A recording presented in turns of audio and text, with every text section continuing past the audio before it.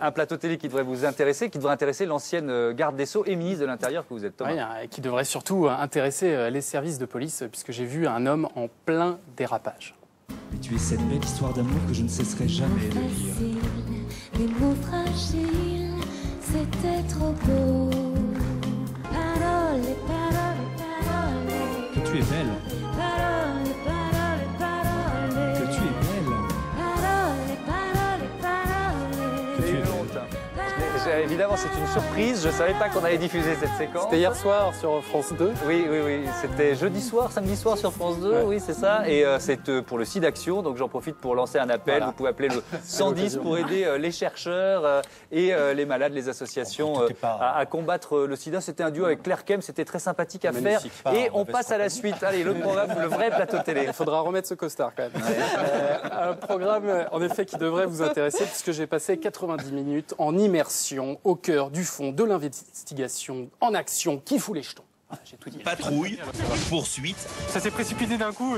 interpellation, audition. Vous avez le droit de garder le silence. Les enquêteurs mènent une guerre sans merci contre ces nouveaux délinquants qui frappent tous les commerces, sans exception. Comme dit Jean-Louis, on a l'impression d'avoir déjà vu ça plusieurs fois. C'est 90 minutes d'enquête, magazine diffusé sur TMC, présenté par Carole Rousseau. Alors là, cette semaine, on avait droit à une enquête vol à main armée, braquage, les commerçants sous tension. Hein, rien qu'à lire le titre, j'étais déjà en sueur. Et tout au long du reportage, on nous explique que c'est de plus en plus violent.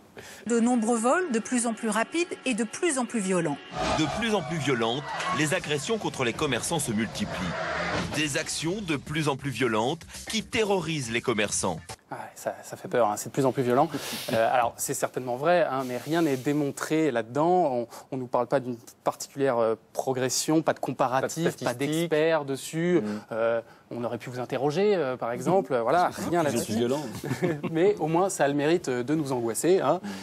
D'autant que dans le reste du reportage, il n'y avait pas grand-chose, des petites affaires, des petits vols de vêtements. Vous allez voir que ça n'intéresse même pas les collègues du policier. Il y a un préjudice de... j'ai compté 2928 €. Donc ça cause pas mal, quoi. Donc, on peut être content de les avoir interpellés. J'ai 2928 € en tout. Ils en ont rien à foutre. Ça les passionne. Et voilà. Mais attention, là, ils sont enfin sur un gros coup. C'est le gros coup du reportage. D'ailleurs, pour nous faire vivre l'action au plus près, leur nouvel truc, c'est d'avoir des caméras embarquées directement sur les policiers. Hein, regardez. Voilà, ça plaisante pas. Ils sont à la poursuite de deux jeunes qui auraient fait un vol à main armée. Attention, ils vont donner le top intervention. Ils surprennent une conversation qui confirme la présence des suspects de l'autre côté du mur. Vincent peut donner le top intervention. Police ! Trop tard, les suspects ont déjà quitté le hall. Ah, c'est ballot quand même, hein. On était bien dedans. Et puis, bon, finalement survendu par le journaliste, tout simplement. Voilà. Mais finalement, ils arriveront un petit peu plus tard à récupérer les deux suspects, mais interrogatoire. Et voici le bilan 15 minutes plus tard. Pour les enquêteurs, le bilan est décevant. Sans preuve suffisante, le parquet décide de remettre en liberté les deux suspects. Voilà, c'est un échec et globalement, c'est un peu cette image d'impuissance de la police qu'on avait tout au long du reportage. Et quant à la justice, on en parlait 2 fois pour nous dire ceci. En France, il y a un laxisme. On s'en fout de tout.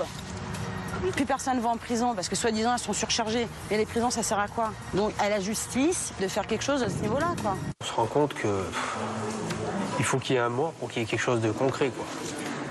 Parce que là, je m'en sors pas trop mal, on va dire. Et en fin de compte, une fois de plus, la justice n'est pas du côté des victimes. C'est ça qui est malheureux, quoi.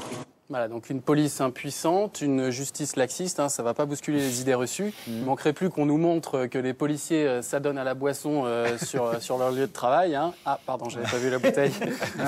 Allez, les audiences de l'émission, Thomas. Les audiences, 600 000 téléspectateurs, 2,3% du public. C'est 2 fois moins parfois que les scores qu'ils font, donc ça devait pas être assez angoissant. Voilà, on va terminer là-dessus.